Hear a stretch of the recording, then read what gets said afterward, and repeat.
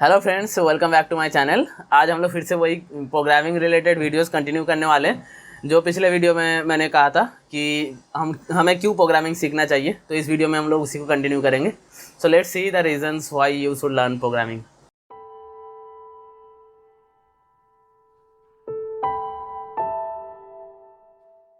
Okay तो पिछले video में मैंने ऑलरेडी जैसे कहा था कि इसके थ्रू आप ऑफ कोर्स कंप्यूटर के साथ कम्युनिकेशन कर सकते हो। तो लेकिन उससे हमें कुछ फ़ायदा तो नहीं हो रहा है कि कंप्यूटर के साथ कम्युनिकेशन करके कोई फ़ायदा नहीं है अनलेस हम लोग उसको कंप्यूटर के थ्रू कुछ काम कर पाए, मतलब कुछ काम निकाल पाए, तभी इसका फ़ायदा है। तो अभी आपको ऑब्वियसली पता ही है कि हर चीज़ पे हम लोग सॉफ्टवेयर्स को यूज़ कर रहे हैं। तो सब चीज़ जो सॉफ्टवेयर हम लोग यूज़ करते हैं ना, सारे सॉफ्टवेयर्स वगैरह सारे प्रोग्रामिंग से बनाया हुआ होता है। तो आपको वो वाला डायलॉग तो याद ही होगा ना कि जो पेन के निब से लेके पैंट के जिप तक सब कुछ मशीन से। तो उसी सेम तरीके से ना आपका जो कैलकुलेटर है, सिंपल कैलकुलेटर, वहाँ से लेके जो मार्स में परसिवरेंस रोवर है ना, तो वो सब कुछ प्रोग्रामिंग में उसमें पार्ट है। ठीक है, तो उसके एक पार्ट सब प्रोग्रामिंग होता ही है क्योंकि मैकेनिकल चीज़ है, लेकिन उसमें प्रोग्रामिंग हम लोग अभी एक ऑब्वियस सा चीज़ बन गया है कि प्रोग्रामिंग के थ्रू हम लोग ज़्यादा काम निकाल सकते हैं कोई भी मैकेनिकल चीज़ में। उसमें एक कंप्यूटर अटैच करके उसमें ज़्यादा प्रोग्रामिंग के थ्रू ज़्यादा फ्लेक्सिबल बना सकते हैं, ज़्यादा उसको काम करा सकते हैं, या फिर हमारे मुताबिक हम लोग उसको प्रोग्राम कर सकते हैं। इसीलिए इसको प्रोग्रामिंग बोलते हैं क्योंकि हम लोग कंप्यूटर को प्रोग्राम कर रहे हैं कि आपको कैसे काम करना है, वो हम लोग इंस्ट्रक्शन दे रहे हैं। सो जो नंबर 1 फ़ायदा है कि आप प्रॉब्लम सॉल्विंग को एक अलग अप्रोच लेके सोचते हो कि आपको थिंकिंग में एक चेंज आता है प्रोग्रामिंग सीखने के बाद, आप मतलब प्रोग्रामिंग प्रैक्टिस करने के बाद, कि जो प्रॉब्लम्स है उसको आप ब्रेक करना सीखते हो। जो भी मतलब हमारे रेगुलर अप्रोचेस है प्रोग्रामिंग में, वो सब आप सीखने के बाद जो प्रॉब्लम सॉल्विंग है वो स्किल आपका ऑब्वियसली डेवलप होता है और आप अलग अलग तरीके से प्रॉब्लम को अप्रोच करते हो और वो सॉल्व करने की कोशिश करते हो। और जो दूसरा पॉइंट है कि ये जो प्रोग्रामिंग सीखने के लिए चीज़ है ना, तो ये जो भी मटेरियल आपको चाहिए, जो भी कंटेंट चाहिए, जो भी आपको हेल्प चाहिए होता है, इसमें मोस्ट ऑफ द थिंग्स आपको फ्री में मिल जाता है। मतलब बहुत ही हाई क्वालिटी कंटेंट और हाई क्वालिटी कोर्सेज वगैरह सब कुछ आपको फ्री में मिल सकता है प्रोग्रामिंग सीखने के लिए। तो ये भी एक प्लस पॉइंट है क्योंकि बहुत सारे जो प्रोफेशंस है उसके जो भी मतलब प्रोफेशनल चीज़ें हैं या फिर प्रोफेशनल जो भी रिक्वायरमेंट होते हैं, जो भी आपको सीखना होता है, उसमें आपको बहुत पैसा खर्चा करना पड़ता है।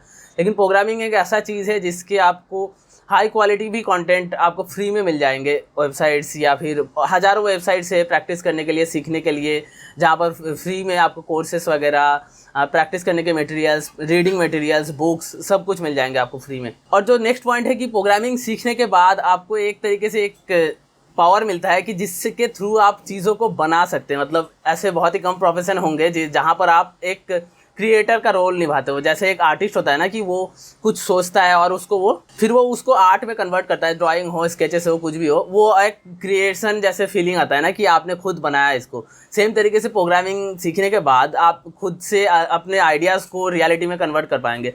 जो भी मतलब ऐप्स है, गेम्स है, वेबसाइट से, सारे प्रोग्रामिंग के थ्रू ही बनते हैं। और आप मतलब प्रोग्रामिंग सीखने के बाद भी आपको वो पावर मिल जाएगा कि आप कोई भी चीज़ को एक रियलिटी में कन्वर्ट कर सकते हो, आपके जो भी आइडियाज़ है। एंड इसके बाद आता है कि अपॉर्चुनिटीज़। आप प्रोग्रामिंग सीख गए तो उसके बाद अपॉर्चुनिटीज़ कितने हैं, मतलब बहुत सारे अपॉर्चुनिटीज़ है क्योंकि आजकल आपको पता ही है कि प्रोग्रामिंग मतलब हर चीज़ में जैसे घुसा हुआ है ना कि हम कितना ज़्यादा डिजिटल होते जा रहे हैं। मतलब मोबाइल से लेके, लैपटॉप से लेके, हर चीज़ में हम लोग इतना ज़्यादा टाइम स्पेंड कर रहे हैं, तो उसका रिक्वायरमेंट भी उतना ज़्यादा है और इसके वजह से प्रोग्रामर्स का भी रिक्वायरमेंट बहुत ज़्यादा बढ़ गया है। और आगे आने वाले दिनों में ये और भी ज़्यादा बढ़ने वाला है जिस तरीके से हम लोग जा रहे हैं, मतलब जिस वे में। तो इसमें डिजिटल चीज़ों के रिक्वायरमेंट हमेशा बढ़ने ही वाला है और आपको वो प्रोग्रामिंग के थ्रू आपको उसमें एडवांटेज मिलेगा कि आपको ज़्यादा से ज़्यादा अपॉर्चुनिटीज़ मिलेंगे। ऑलरेडी बहुत ज़्यादा अपॉर्चुनिटीज़ है और आपको ऐसा नहीं होगा कि प्रोग्रामिंग सीखने के बाद आपको अपॉर्चुनिटीज़ मिलना बंद हो जाएगा या फिर आगे जाके प्रोग्रामिंग सीखने के बाद अपॉर्चुनिटीज़ कम हो जाएंगे। ऐसे नहीं होने वाला, अपॉर्चुनिटीज़ बढ़ते ही जाएंगे और प्रोग्रामिंग सीखने के बाद आपको एक एडवांटेज रहेगा कि आप उस अपॉर्चुनिटी को ग्रैब कर सकते हो। और फ्लेक्सिबिलिटी की बात करें तो नेक्स्ट पॉइंट है इसी का ही कि आप अगर प्रोग्रामिंग सीख गए, आपको जॉब मिल गया, तो इसमें बहुत एक बड़ा एडवांटेज है कि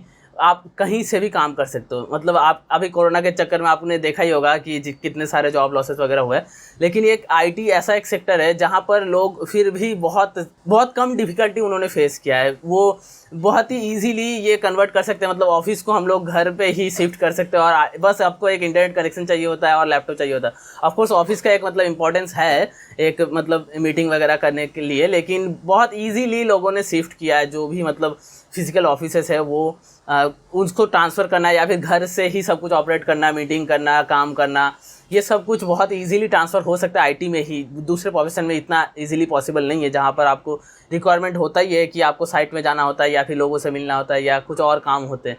लेकिन आईटी में ही ये फ्लेक्सिबिलिटी है कि आप कहीं से भी काम कर सकते हो। और जो नेक्स्ट पॉइंट है ये स्पेसिफिकली जो वुमेन और ट्रांसजेंडर है इनके लिए है, क्योंकि जो प्रोग्रामिंग और आईटी का जो सेक्टर है इसमें अभी बहुत ज़्यादा अपॉर्चुनिटीज़ मिल रहे हैं स्पेसिफिकली वुमेन प्रोग्रामर्स के लिए। क्योंकि बहुत सारे बड़े कंपनीज़ है वो चाहते हैं कि ये जो जेंडर रेशियो है ना, मेल और फीमेल का जो जेंडर रेशियो है, इसको गैप को कम करे। तो वो बहुत सारे स्पेसिफिक ड्राइव्स करते हैं, प्लेसमेंट ड्राइव्स वगैरह, जो स्पेसिफिकली वुमेन के लिए ही होता है। तो उस हिसाब से जो लड़कियों की भी बहुत ज़्यादा अपॉर्चुनिटीज़ बढ़ रहे हैं मतलब आईटी सेक्टर में। ऑफ कोर्स इसमें ऐसा एक काम ही है ऐसा कि इसमें आप डिफ्रेंशिएट कर ही नहीं सकते कि अगर आपको सिर्फ प्रोग्रामिंग आता है बस इतना ही काफ़ी है, आपका जेंडर से कोई लेना देना नहीं है। इसीलिए इस सेक्टर में बहुत इजीली हम लोग रेशियो का जो गैप है वो हम लोग यहाँ पर कम कर सकते। तो ये हैंडीकैप लोगों के लिए भी एक बहुत अच्छा अपॉर्चुनिटी है, क्योंकि यहाँ पर उतना ज़्यादा फिजिकल कोई काम की ज़रूरत नहीं पड़ता है, बस आपको प्रोग्रामिंग ही करना होता है, एक लैपटॉप चाहिए होता है और आप कहीं से भी काम कर सकते हो। End of course the last point जो आप सबको पता ही है कि इसमें बहुत ज़्यादा आप अच्छा खासा अर्न कर सकते हो। ठीक है, आपको जॉब करना है या फिर आपको खुद का कंपनी बनाना है या फिर आप यहाँ से बैठ के आप फॉरेन में जॉब कर सकते हो या घर पे बैठ के आप कोई भी कंपनी में जॉब कर सकते हो और अच्छा खासा आप कमा सकते हो। मतलब दूसरे फील्ड के कंपैरिजन में इसमें आई थिंक बहुत अच्छा अपॉर्चुनिटी और कमाने का भी, मतलब जो सैलरी वगैरह भी है वो बहुत अच्छा आपको मिल जाता है दूसरे कंपैरिजन में, दूसरे करियर के कंपैरिजन में। तो यही है मेनली जो पॉइंट्स है क्यों आपको प्रोग्रामिंग सीखना चाहिए।